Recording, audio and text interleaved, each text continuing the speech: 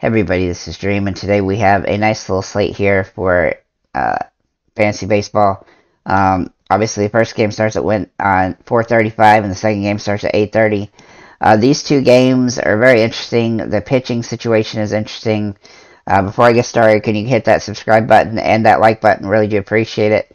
With that said, so when it comes to the pitchers, this is going to be a tough slate to figure out pitching.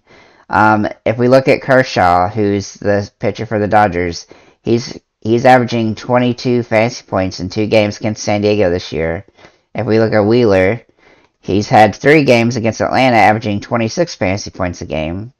If we look at Darvish, he's had 4 games against the Dodgers, averaging 23 fantasy points a game. And if we look at Kyle Wright, he's had 3 games against Philly, who's averaging 19 fantasy points a game. Now, the other strange thing is the batting average for these 3 guys, or these 4 guys against these teams. The only guy that's got a batting that the team has a batting average over 200 against him is Wheeler, who you could also argue is probably in the safest position and has the highest upside. Every pitcher here has had 20 fantasy point games above the team that they're going up against, and the worst games. The worst game for Kershaw was 16 fantasy points. The worst game for Darvish was 15 fantasy points. And the worst game for Wright was 15 fantasy points. The worst game for Wheeler was 20. So all of them are in the 15 to 30 range and what they probably will get in fantasy points today. Now, none of them have bad batting averages none of the teams have good batting averages against the opposing pitcher. And so it's going to be extremely difficult. In fact, they're almost dead even in home runs per batting average against the team that they're playing today. It's so odd that it's so almost identical. Now, the only real exception here is that Wright's pitched 72 innings, or 72 batters, where the other 3 are around 180, give or take a few at-bats. But he's right in line with that. Now, the advantage really comes down to strikeouts. And Darvish has a little bit of an advantage there, and then Wheeler and Kershaw are very close. And then Wright is pretty far behind from that perspective. I think when it comes to Kyle Wright, I don't think his ceiling is as high, but his floor is right at the same level as the other guys. And then if you look at Darvish, he has the most strikeout potential, and he has the highest ceiling. And he's had the best 2 of the top 3 best games against his opposing team, which is crazy because he's going up against the Dodgers. The worst case when it comes to lefties is Kyle Wright. But the worst case for righties is against Darvish. So what I mean by that is that, you would want to load up left-handed hitters against Kyle Wright, and you want to load up right-handed hitters against Darvish based on the stats against them. But it's not like those stats are that good to begin with. Like Kyle Wright and 72 at-bats against him, the Philadelphia Phillies have a 139 batting average.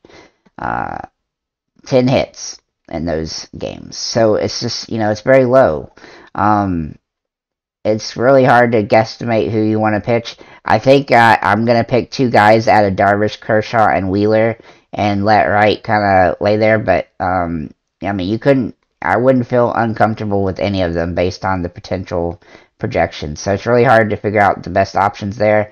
If I have to rank them, I'm going to rank them, Darvish, Wheeler, Kershaw, and Wright. And honestly, I hate that.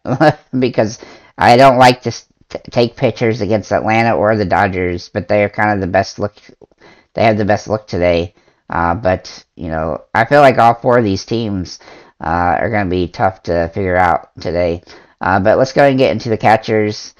So I have 3 guys to really take a look at here. Will Smith against Darvish.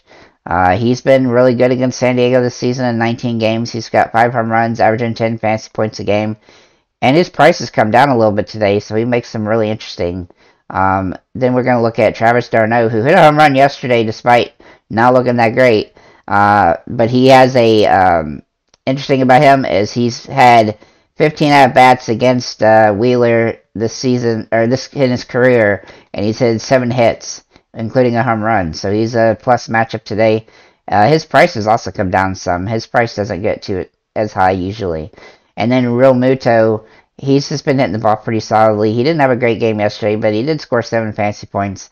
I look for a similar output, but he did have 3 strikeouts yesterday as well. So, but overall, I think all 3 catchers are pretty good. If I'm going to rank them, it's going to be Will Smith, Darno, and then JT Realmuto. And then a Hail Mary, an alternate choice would be William Contreras. But overall, I think you need to stick with one of the top 3 there. At first base, we have Brandon Drury for San Diego against Kershaw. Now, he hasn't been particularly great, but he's been okay against San Diego, or the Dodgers, averaging 6.5 fantasy points a game. He projects really nicely today, despite the fact that he's had a few bad games in a row. But I suspect he'll have a good one here in this matchup. Even if he doesn't hit against Kershaw early, he's one of my favorite options to get like a home run late in the game, and so I do like him in this matchup. Then Rhys Hoskins for Philly. He's almost identical price, but he's been really bad lately, only averaging 3 fantasy points for the last 10 games. But he has been good against Atlanta this season, 8.2, and he's had 3 home runs in 18 games. And he did have 7 fantasy points yesterday, so maybe he's going to get out of this little slump he's been in. The one thing I'll add about him is Hoskins has 3 for 11 in his career against Atlanta, or against this particular pitcher, which is right. So just keep that in mind. And then also Freddie Freeman. He's obviously a good option here. He didn't do good yesterday, but he's averaging 8 fantasy points the last 10, and he's hitting 329 this season against San Diego. Even though he didn't have a great game yesterday, I look for him to bounce back today. He has upside, big upside in these types of matchups. So those are the top 3 guys at first base. At second base, I have 2 guys, Jake Cronenworth. He has been pretty solid lately, averaging almost 6 fantasy points a game. He hasn't been great against the Dodgers, but he's been okay here. I do like him as a top option at this position. The other guy is Drury, who I already mentioned. So if you do a San Diego stack, then those 2 guys are going to be probably your top options for San Diego in that particular stack. At third base, we have Justin Turner and Max Muncy. Now, Turner has not been good lately, only 2 fantasy points a game, but he's been great against San Diego this season. He has 6 home runs in 15 games, averaging 10 fantasy points a game. He's got to get out of this little slump he's in. He has been making contact. It's not like he's striking out every time, but he is getting a strikeout a game. But I do think he's in a good spot. Max Muncy is in a worse spot than him, in fact, averaging 4.7 fantasy points a game. But he is averaging 8 against San Diego. He's just not a good batter when it comes to batting average. But he does have tendency to have decent games, and he had 9 fantasy points yesterday. And his price has come down some. It seems like everybody's price has come down some today. And so you're going to be able to roster whatever 2 pitchers you want with whatever batters that you think are the best. At shortstop, we have Trey Turner and Dansby Swanson, the top options. Turner has been absolutely balling lately. He's been great against San Diego. He's my top option on the slate overall. His price is high, but it has come down slightly, so that is a nice advantage. You should be able to get him in there with that price point, especially if you can, if you use, let's say you use Wheeler and Kershaw, which are the 2 most expensive guys. You're still going to be able to get a guy that's in that price range because you can see you still have $4,000. And the way that the pricing is today, which is a lot better, there's a lot more value available that you can take some risk on. So, in the outfield, we have Cody Bellinger, who's a top option, secondary option here. He's averaging 6.1 in fantasy points a game. He didn't have a good game yesterday, but I look for him to continue to have, to do well the rest of the way. Nick Castellanos, he had a great game yesterday. We should look for him to have another good game today. He's got another nice little plus matchup here for himself. And so I do like him in this, and he's pretty inexpensive. Juan Soto, he's a guy I do like here for San Diego today against the Dodgers.